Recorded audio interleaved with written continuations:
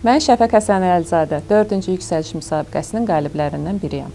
Karyerama Dövlət Gömrük Komitəsində başlamışam və hələ də həmin sahə üzrə davam etdirirəm. Yüksəliş bacarıqlarını sərgiləmək üçün əla meydandır, yoxsa hədəfə gedən yolda tramplin?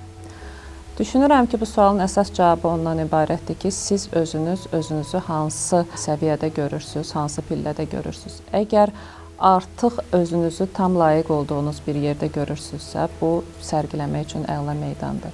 Yox, əgər bundan sonra qarşınızda daha yüksək hədəflər, daha yüksək mərhələlər varsa, məncə tramplin kimi də düşünmək olar.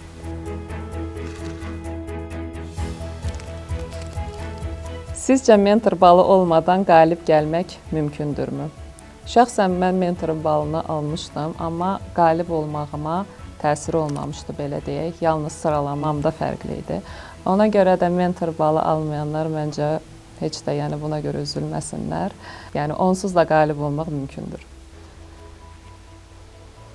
İdarə etmə üslubunuza ləqəb verməli olsaydınız, bu nə olardı və niyə?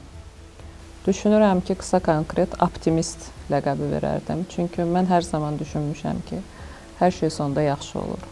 Yəni pis olsa da, necə olacaqsa da, bir şeyin ucunda ölüm yoxdursa mütləq yaxşı olacaq.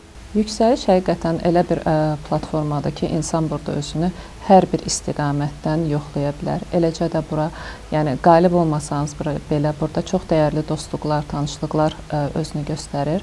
Düşünürəm ki, hər zaman qalib olmamaq da olar, ancaq hər dəfə cəhd eləmək lazımdır.